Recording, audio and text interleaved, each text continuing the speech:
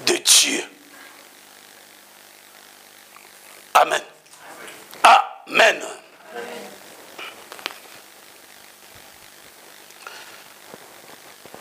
Le chiffre 7, c'est un mystère caché.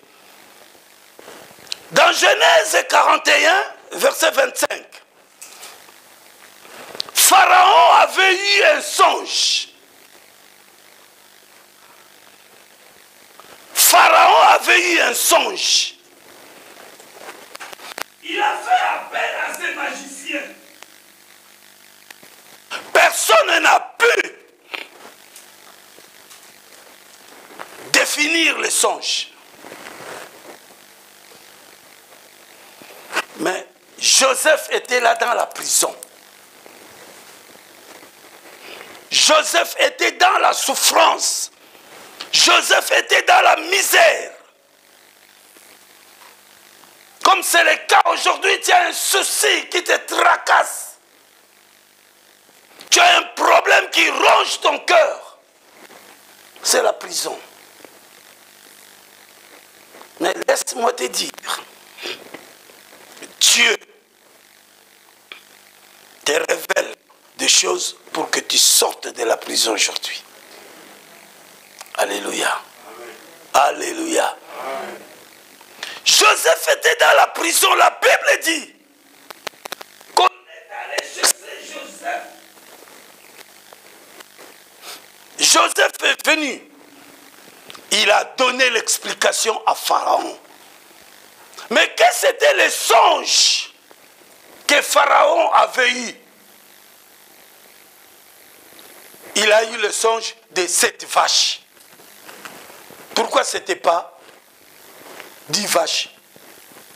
Mais c'était 7 vaches. Donc nous voyons qu'on parle toujours de chiffre 7.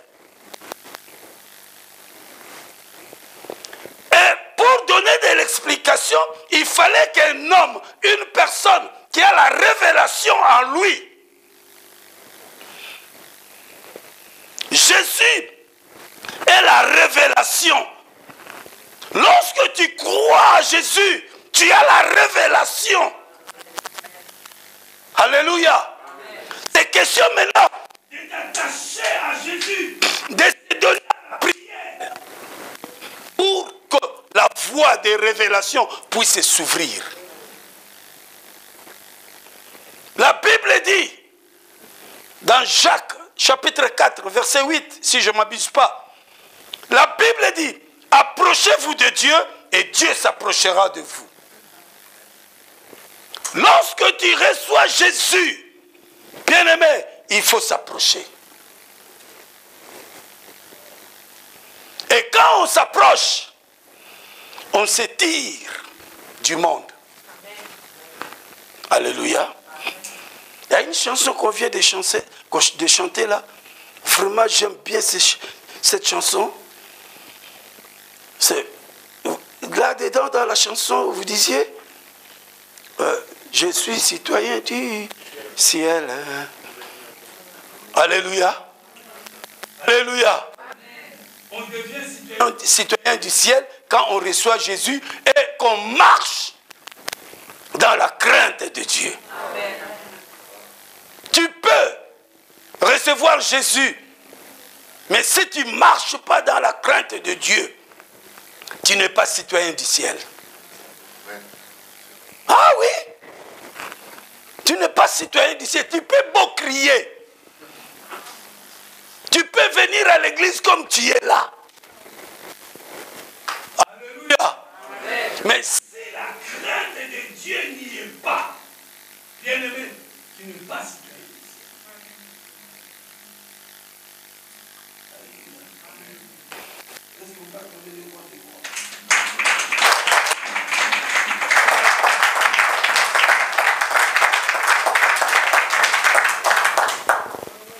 Pourquoi dans le songe de Pharaon c'était 7 vaches? C'est pas qu'il y avait un message à libérer. C'est parce qu'il y avait un message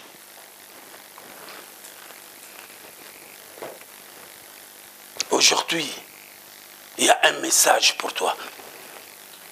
Même la nuit, quand tu vas dormir, Dieu va te donner un message.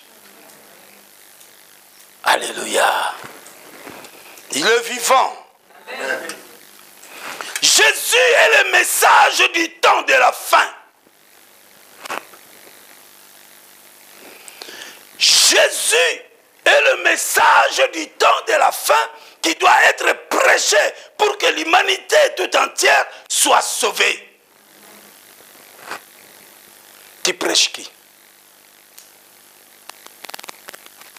À la rue, est-ce que tu prêches? Est-ce que tu as déjà gagné une âme pour Jésus? Alléluia. Alléluia.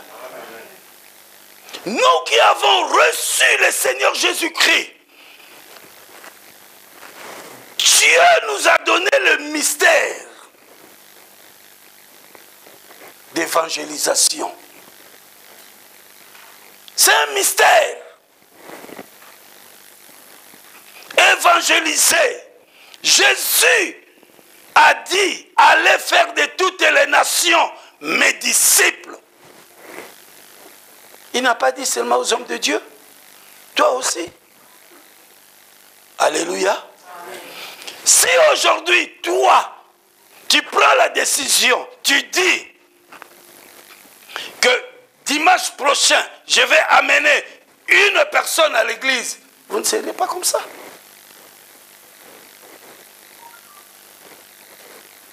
Alléluia. Alléluia. Est-ce que tu as les soucis de l'avancement de l'œuvre de Dieu? Est-ce que tu as les soucis de remplir le royaume de Dieu? La Bible dit dans le livre de Jérémie, pillons le royaume du diable pour enrichir le royaume de Dieu. Nous devons gagner les âmes qui traînent encore dans le monde, les amener à Jésus.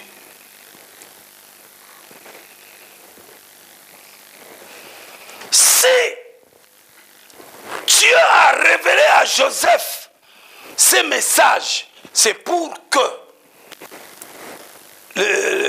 la nation soit sauvée. Amen. Amen. Amen. Aujourd'hui, laisse-moi te dire, il y a quelque chose de nouveau de Dieu qui rentre en vous. Alléluia.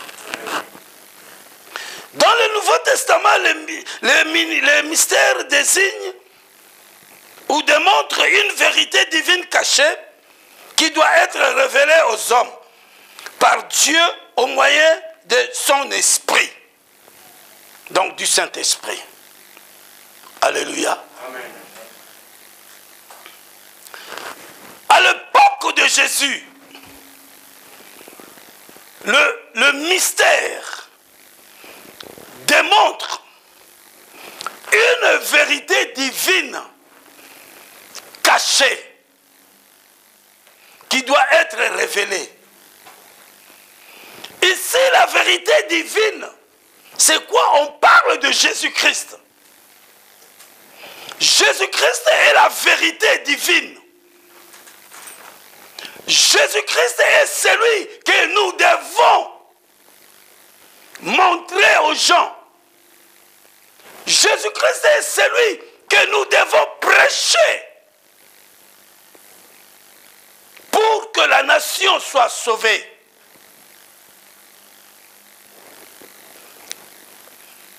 Matthieu chapitre 3, versets 16 à 17. Jésus-Christ était dans le Jourdain. Jean-Baptiste était en train de baptiser Jésus. Et qu'est-ce que la Bible nous dit? La Bible dit qu'il y a une voix qui retentit, qui disait, celui-ci est mon fils bien-aimé, en qui j'ai mis toute mon affection. Celui-ci est mon fils bien-aimé. C'était l'Esprit de Dieu qui parlait. Alléluia. Alléluia. C'était l'Esprit de Dieu qui parlait.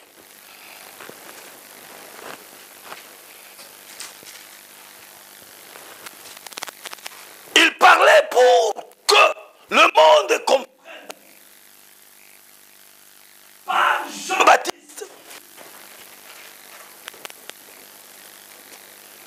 que Jésus-Christ doit être prêché. C'est pour cela, comme Jean-Baptiste avait déjà la révélation, Jean-Baptiste prêchait l'évangile,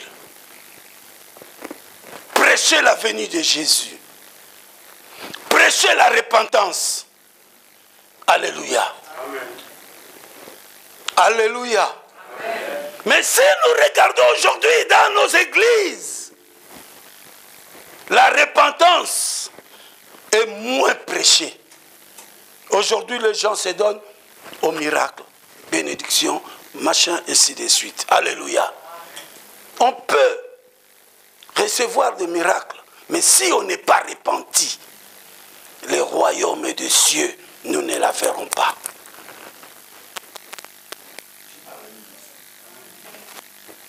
Je parle à une personne. Répands-toi. Amen.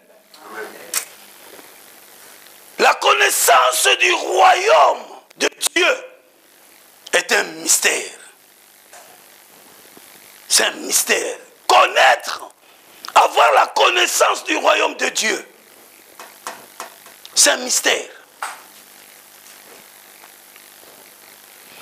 Il y a peu de gens qui ont la connaissance du royaume de Dieu. Mais si tu as la connaissance du royaume, tu marcheras dans la crainte de Dieu.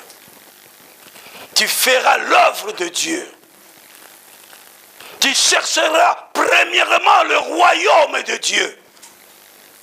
Mais qu'est-ce que tu cherches toi? Alléluia. Alléluia. Il est vivant. Marc chapitre 4 verset 11. La Bible dit, il leur dit, c'est à vous qu'a été donné le mystère du royaume de Dieu. Mais pour ceux qui sont dehors, tout se passe en parabole. Ici, Jésus s'adressait aux disciples. C'est à vous. C'est à vous qu'il a été donné le mystère du royaume de Dieu. La connaissance du royaume. Parce que vous, vous avez cru.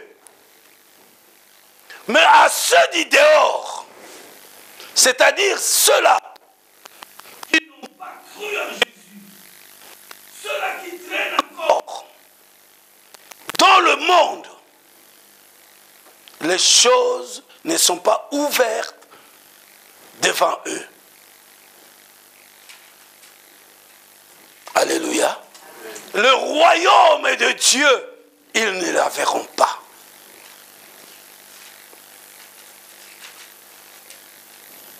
Amen.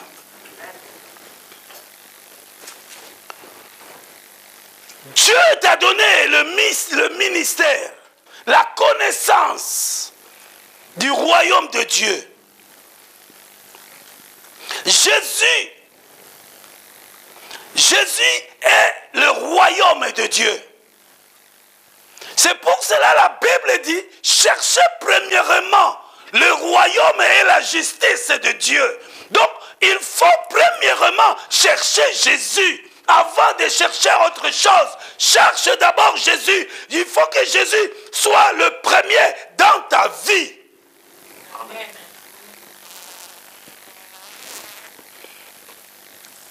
Amen. Amen. Amen. Jésus est le ministère et le mystère caché du chiffre 7. Il est le mystère caché dans le chiffre 7.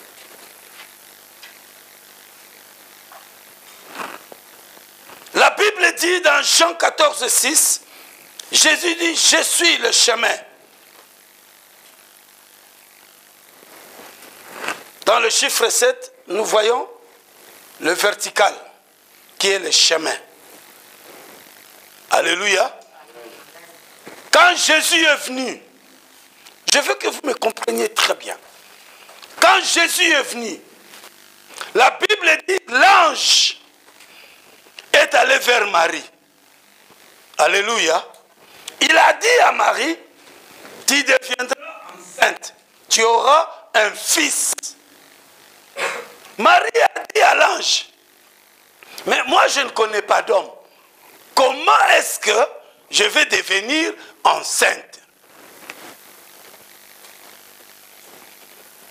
L'ange a dit à Marie, l'Esprit de Dieu viendra vers toi.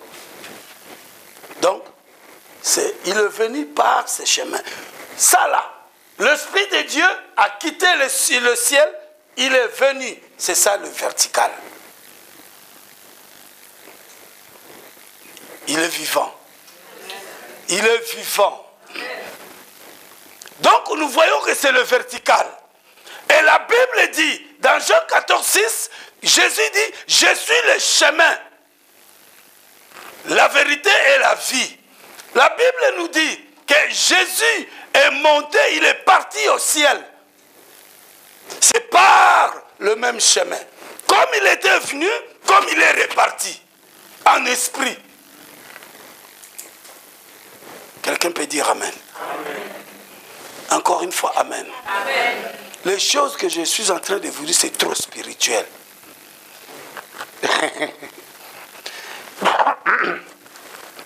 Amen.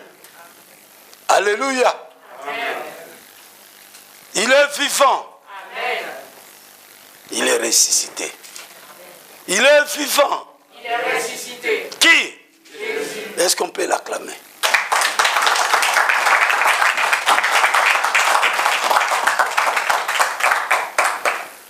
Le chiffre 7 est l'image de la croix de Jésus.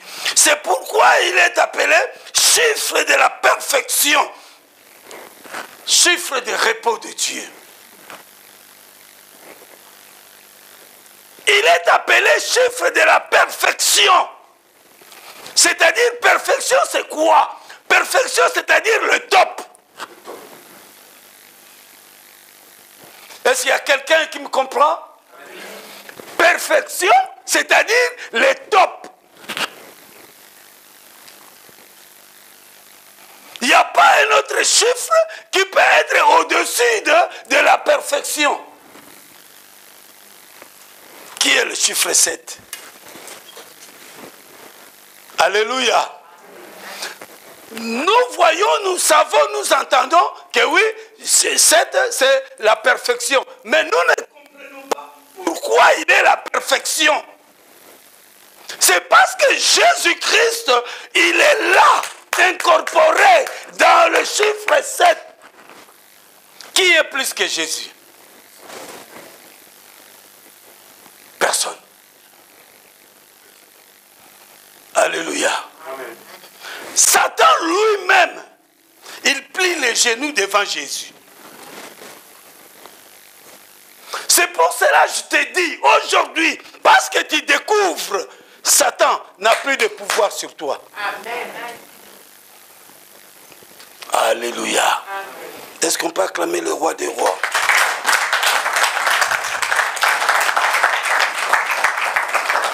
Bien-aimé, lève-toi, marche en tapant le poitrine parce que tu as Jésus. Lève-toi, marche, fais l'œuvre de Dieu parce que tu as Jésus. Il faut évangéliser toute cette ville. Il y a encore des hommes qui traînent. Alléluia. La ville de Breteuil doit être pour Jésus. Mais par quel moyen? C'est par toi. C'est toi qui vas apporter l'évangile. Alléluia. Et tu verras ce que Dieu va faire en toi. Ésaïe 66, 1, la Bible nous dit quoi? Dieu dit dans Ésaïe 66, 1, le ciel est mon trône, la terre est mon marchepied. Quelle maison pouviez-vous me bâtir?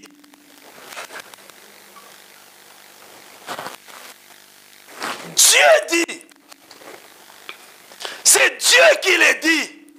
Il dit, le ciel, c'est mon trône.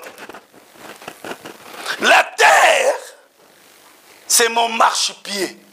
Mais je veux que vous puissiez comprendre une chose. 1 Jean chapitre 4 nous dit que nous avons Dieu en nous. Alléluia. Dans le chiffre 7, où dans la croix de Jésus, nous voyons l'horizontale qui passe comme ça là.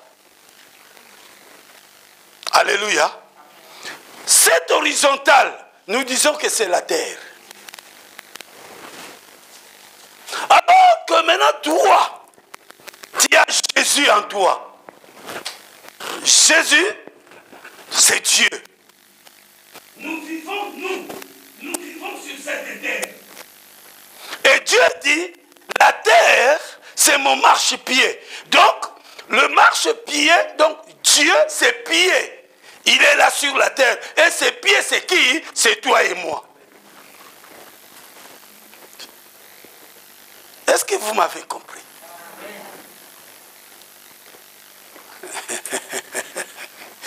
Alléluia.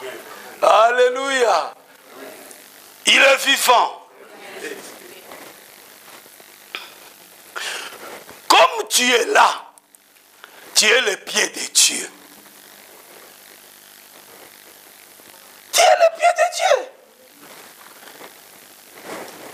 Dieu. Dieu est dans son trône et ses pieds, il est sur la terre. Donc c'est toi. C'est toi qui es le pied de Dieu.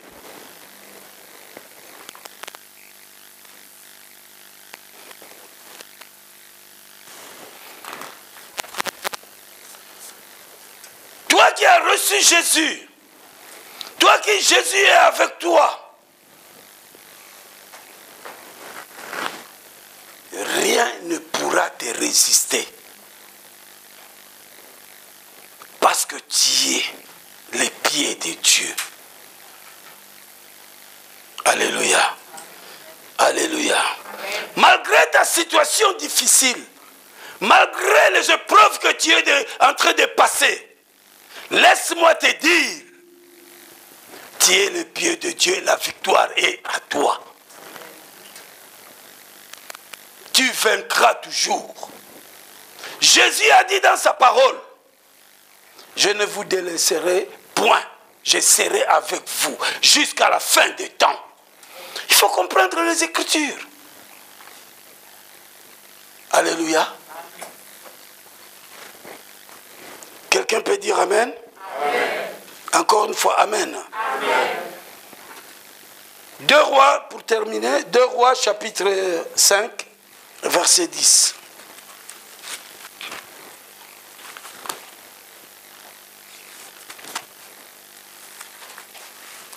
Deux Rois, chapitre 5, verset 10.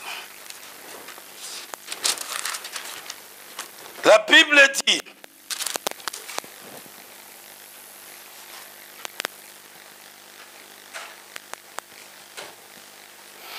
Élisée lui fit dire par un messager, va et lave-toi 7 fois dans le Jourdain.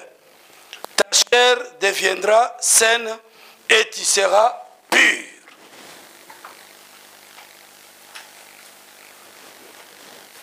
Ici, Naaman était malade. Naaman était le chef d'armée de la Syrie. La Bible démontre que cet homme était fort, il était puissant, il était vraiment un vaillant. Mais il y a une chose qui dérangeait cet homme, c'était la lèpre. Alléluia. C'était la lèpre.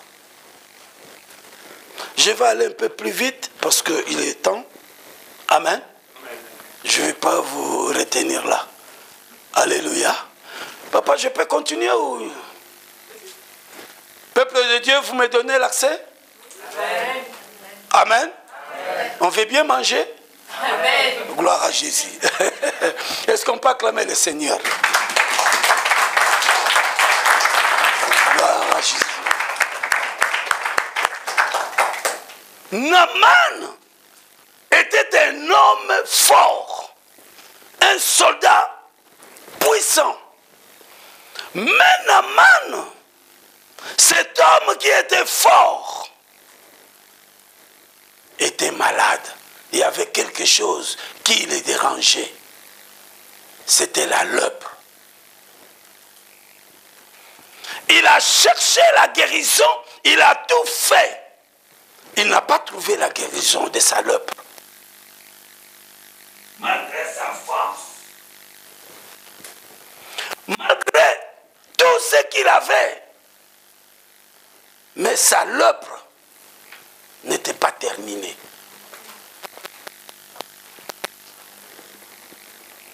Alléluia. Alléluia. Bien-aimé dans le Seigneur, il y avait une bonne dans la maison de Naaman. Cette bonne était un enfant d'Israël. Il connaissait la force et la puissance de Dieu. Parce que cet enfant était un enfant de Dieu. Toi, cet enfant, c'est toi aujourd'hui. Alléluia. Amen. Cet enfant, c'est toi aujourd'hui. Tu as la force de Dieu. Tu connais Dieu parce que Jésus-Christ est dans toi. C'est toi cet enfant. Mais alors, qu'est-ce que cet enfant a fait?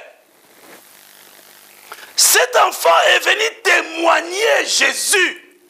Est venu témoigner Dieu dans la maison de Naaman.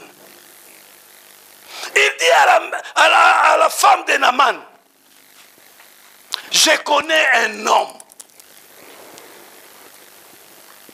Si mon maître, ton mari, allait voir cet homme,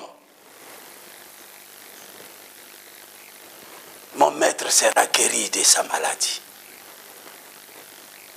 Alléluia. Amen. Alléluia. Bien-aimé, la Bible dit, dans le livre de 2 Chroniques, faites confiance aux hommes de Dieu. Faites confiance à Dieu et faites confiance aux hommes de Dieu. Ils auront la gloire. Quand Naaman était de retour dans sa maison, la Bible dit que sa femme lui a parlé. Et Naaman a pris la chose, il la rapporta au roi. Et le roi a écrit une lettre et il envoya au roi d'Israël. Et quand le roi a vu la lettre du roi de Syrie, le roi d'Israël était paniqué. Parce que le roi, il était roi, mais il n'avait pas l'onction, il n'avait pas la puissance, il n'avait pas la révélation en lui.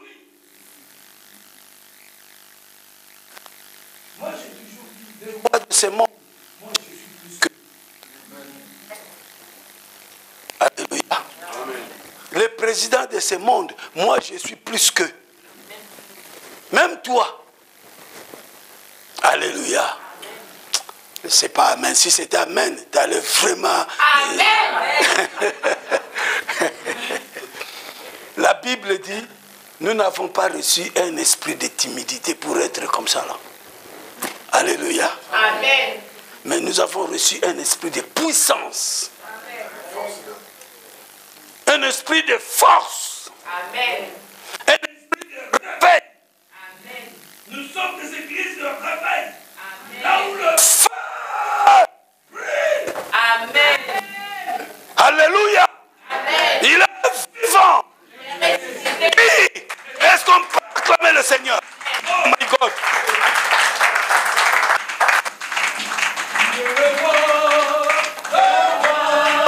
Le Seigneur de Seigneur, son nom c'est Jésus. Jésus, Jésus, Jésus. Oh, il est le roi. Il est le roi de rois. Lèvez-vous de Seigneur.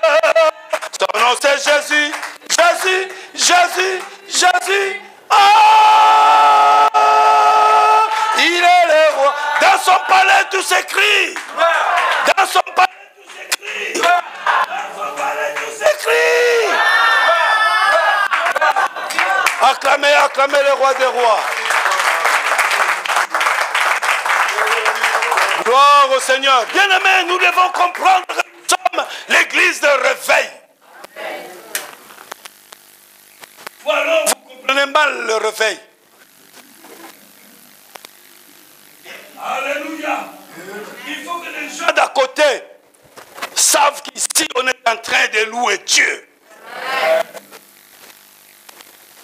Il est vivant. Quand nous sommes arrivés, on est arrivé là, il n'y avait pas de bruit.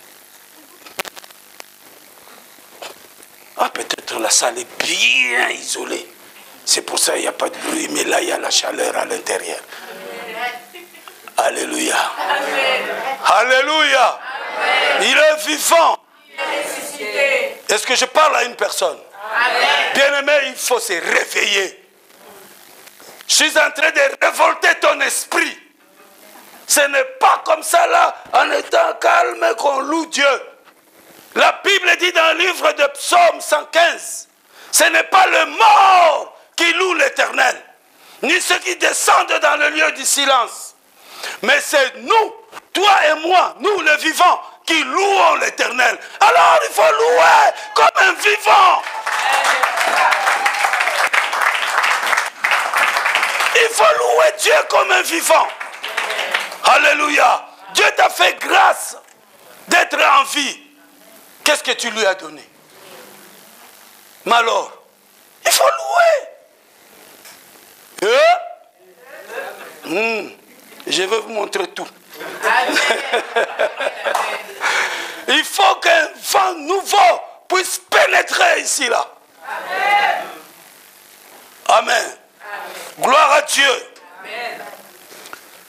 La Bible dit que le roi d'Israël était paniqué. Il a dit, mais qu'est-ce qu'il y a? Mais cet homme me cherche des problèmes. Le roi d'Israël s'est senti faible devant le roi des Syriens. C'est comme ça. Quand tu as des soucis, tu te sens faible. Mais alors que tu oublies qu'il y a quelqu'un qui est au-dessus de ton problème. Il y a quelqu'un qui est au-dessus de tes souffrances. Il y a quelqu'un qui est au-dessus de tes soucis. C'est le roi des rois, le Seigneur des seigneurs, Jésus-Christ de Nazareth. Amen. Alléluia. Le roi était paniqué. Mais quand Élisée a eu la nouvelle, la Bible dit, Élisée dira au roi, laisse-le venir vers moi. Ne crains rien, ne paniquez pas. Je vais dire à une personne aujourd'hui, ne paniquez pas.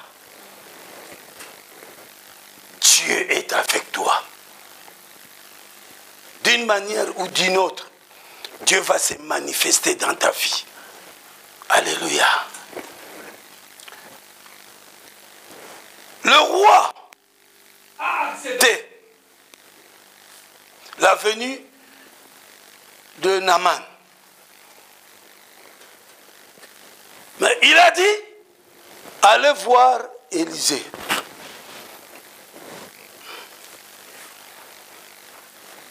La parole de Dieu nous dit, quand Naaman était devant la porte d'Élisée, Naaman pensait que Élisée allait le prendre comme ça, le faire asseoir dans sa maison et parler, discuter, ainsi de suite. Alléluia. Élisée dira à Naaman, tu vois l'eau qui est là, le Jourdain. Alléluia. Alléluia. Va te jeter 7 fois dans le Jourdain. Élisée pouvait dire, va te jeter 50 fois. Alléluia. Alléluia. Élisée pouvait dire, va te jeter 20 fois. Élisée pouvait dire, va te jeter 1 fois. Mais la Bible dit qu'Élisée a dit à Naaman d'aller se jeter dans le Jourdain 7 fois. Pourquoi? Parce que dans le chiffre 7, il y a une puissance. Et cette puissance, c'est la puissance de la guérison. C'est Jésus-Christ. Alléluia. Amen. Il est vivant. Quand Naaman a entendu cela, Naaman était découragé. Alléluia. Le Jourdain signifie quoi? Ou symbolise quoi? La parole de Dieu. La solution à ton problème est dans la parole. La guérison à ta maladie est dans la parole. Alléluia. Ton élévation, ta bénédiction est dans la parole. Quelqu'un peut dire Amen. Amen. Encore une fois, Amen. Amen. Ton mariage est dans la parole. Si tu sors de la parole, tu ne vas pas avoir une bonne femme. Je te le dis. Ton mari est dans la parole. Si tu sors de la parole, tu ne vas pas avoir un bon mari. Tu vas avoir un bon mari boxeur. Et vous allez transformer votre maison en, boxe, en terrain de boxe. Alléluia. Tu deviendras, comment est-ce qu'on appelle ça? Le sac là. Punching ball, machin. Alléluia.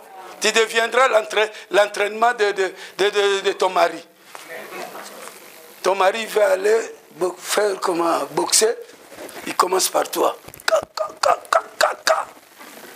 Alléluia. Il est vivant.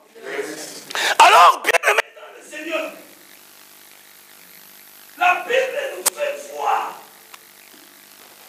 que Élisée a dit à Naaman d'aller se jeter dans le Jourdain 7 fois. Naaman était découragé. Naaman a dit non, je ne peux pas. Je ne peux pas. Tout à l'heure, j'ai dit que cette fille qui était dans la maison de Naaman, c'est toi. Pourquoi? Parce que cette fille a témoigné. C'est ce que toi aussi, le devoir que tu as, de témoigner Jésus. De témoigner l'homme de Dieu. Alléluia. Amen.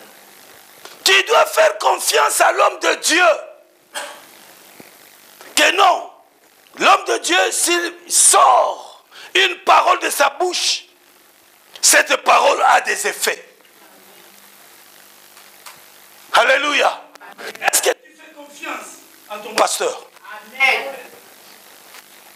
Alléluia. Amen. Naaman est allé vers Élisée. Élisée est l'homme de Dieu. Mais Naaman n'avait pas confiance à l'homme de Dieu. Alléluia. Parce qu'il voyait que, oui, l'homme de Dieu, c'est un homme de Dieu. Il est là comme ça, c'est un homme comme moi. Oui, il est homme comme toi, mais en lui, il a autre chose. Amen.